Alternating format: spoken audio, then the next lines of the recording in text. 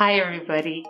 In the previous video we talked about the age of the Adam of religion and narrowed his age down to no more than 100,000 years. But we still have a ways to go to determine the age of the Adam of religion. Stay tuned to find out more.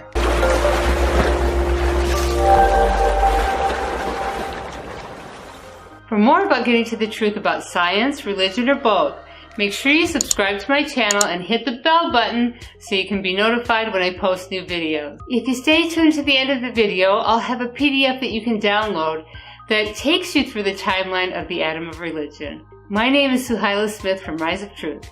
Let's go ahead and take a look at the evidence. Previously, we said that there's a big discrepancy between what science says about when the first intellectual human was on Earth and what some religious leaders tell us based on their interpretation of Scripture.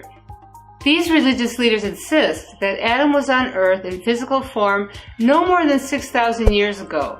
Other than that, some dates have been suggested that are even older than 6,000 years. So let's take a look. What we have determined previously is that Homo sapiens is at least 200,000 years old and didn't start burying his dead until about 100,000 years ago based on the fossil evidence.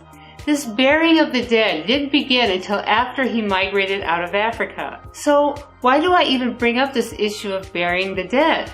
What does it have to do with the age of Adam? Let's take a look at one of the religious scriptures that talks about the issue, specifically the Quran, which tells us about how Adam's children were taught to bury the dead. In the chapter, the table spread, verses 27 to 31, it states, "And recite to them the story of the two sons of Adam in truth, when they both offered a sacrifice, and it was accepted from one of them, but not from the other.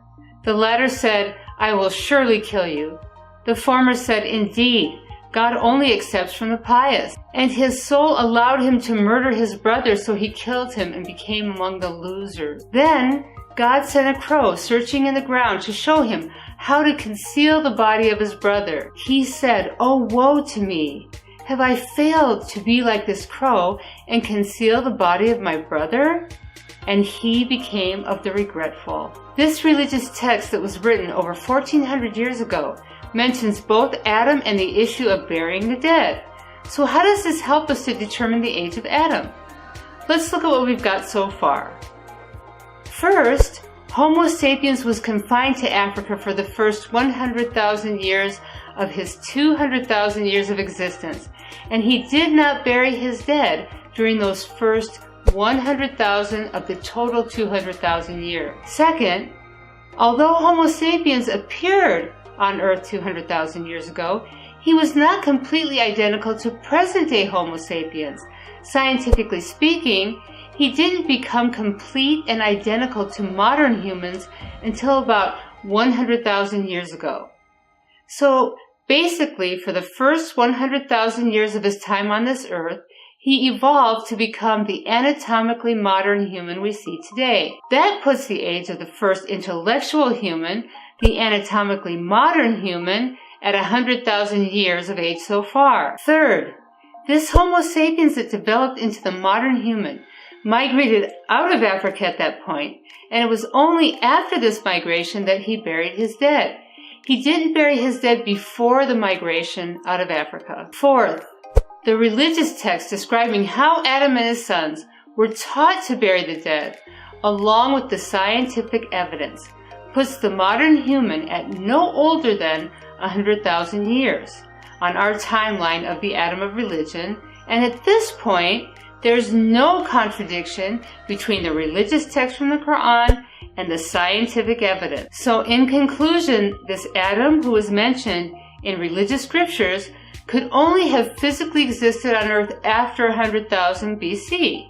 However, he had an evolutionary human lineage that goes back millions of years. What does it mean that present-day Homo sapiens has an evolutionary lineage that goes back millions of years? It means that his ancestors along the lineage became individual members or species of hominins along that lineage, and they were of common descent.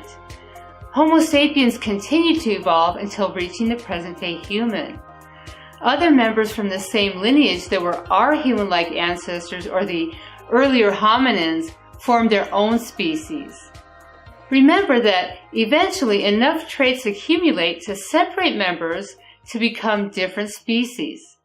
No human-like species that are now extinct, not Ardipithecus, not Homo erectus, not Homo heidelbergensis, and not the Neanderthal man, not any of them turned into or transformed into a Homo sapiens. The lineage continued on beyond these groups to the modern human, while all other members eventually became extinct. Some species existed at the same time, however, such as the Neanderthal and Homo sapiens. So these ancestors are all distinct species, all individual members but of common descent. As mentioned before, the only surviving species of this lineage is our species, the Homo sapiens, the modern human. So what does this mean for the Adam of religion? We propose to be from the modern Homo sapiens, the anatomically modern Homo sapiens. Moreover, what does it mean that he had an evolutionary lineage that goes back millions of years? Could it be that all along Adam's human existence and appearance on the earth concurs with the theory of evolution, and that he is part of this lineage of present-day humans and was born to two parents? That his bodily form wasn't created just like that as an adult 6,000 years ago? Not only would that be consistent with the theory of evolution, but the religious scripture about burying the dead would also be consistent with that idea, especially if we consider that when talking about the creation of Adam, it doesn't pertain to the body, but it pertains to the soul. We'll talk about that in future videos and also narrow down the age of the Adam of religion further. You can download the free PDF of the timeline of the Adam of religion.